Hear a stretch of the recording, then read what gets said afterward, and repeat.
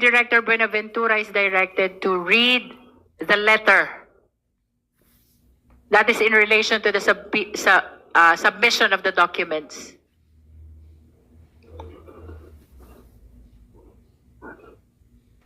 Subject subpoena ad testificandum et duces tecum issued by the House of Representatives, Committee on Justice, in relation to the impeachment proceedings against Vice President Sara Z. Duterte.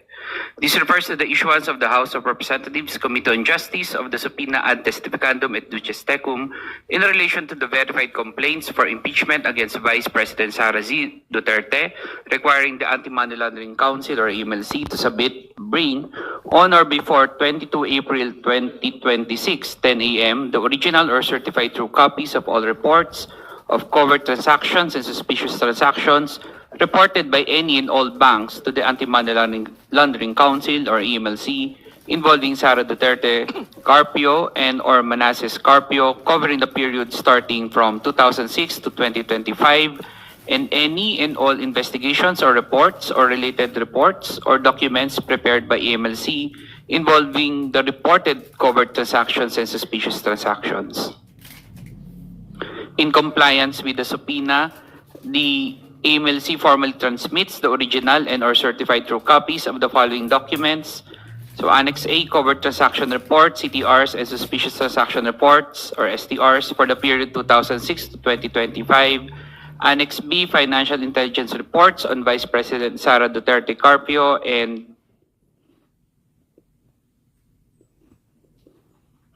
Annex C, Investigation Reports on A. Manasseh Carpio and B. Sara Duterte Carpio and Manasseh Carpio. We also provide the following summary. For Sara Duterte Carpio, number of CTRs 313, number of STRs 17, total amount involved 3,772,760,972 pesos and 48 centavos. Total amount of inflow 1,832,539,360 pesos and 45 centavos. Total amount of outflow 1,211,365,529 pesos and 75 centavos. For Manasseh Carpio, number of CTRs 317, number of STRs 16, total amount involved 2,998,466,740 and 47 centavos. Total amount of inflow 2,592,904,434 pesos and 24 centavos. Total amount of outflow 343,315,781 pesos and 7 centavos. Total for both 630, number of CTRs 630, number of STRs 33, total amount involved 6,727,227,712.95 centavos. Total amount of inflow 4,425,443,794 and 69 centavos. Total amount of outflow 1,554,681,310 and 82 centavos.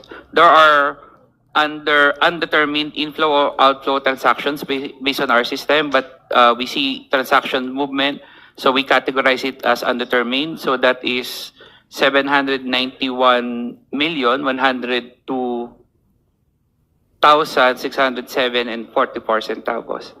Just for the record, ED, are the figures accurate? Yes or no? As of we submitted today, yes. Are they accurate? Based on our records, yes. You're saying yes? Based on the records, That's yes. for the record. Madam Chair. When we say suspicious transaction reports, Ano po ba, Madam Chair, ang pagkakaiba ng covered transaction reports vis-a-vis suspicious transaction reports? So, unang-una po, yung suspicious transaction reports, wala po siyang halaga.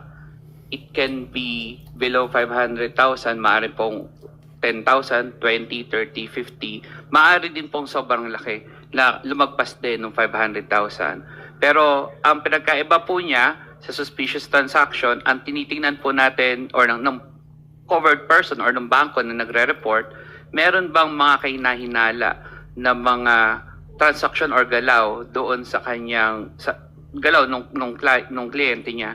So kasama na po dito yung mga nabanggit ko kanina na enumeration na nabanggit po kanina nung nagtanong po. Pero nagbigay rin po ako ng halimbawa na medyo madali masundan. Halimbawa nga po yung kung meron pumasok o lumabas na pera pero walang malinaw na basihan or pinanggalingan or pundasyon kung bakit meron kang ganitong transaksyon. Yeah.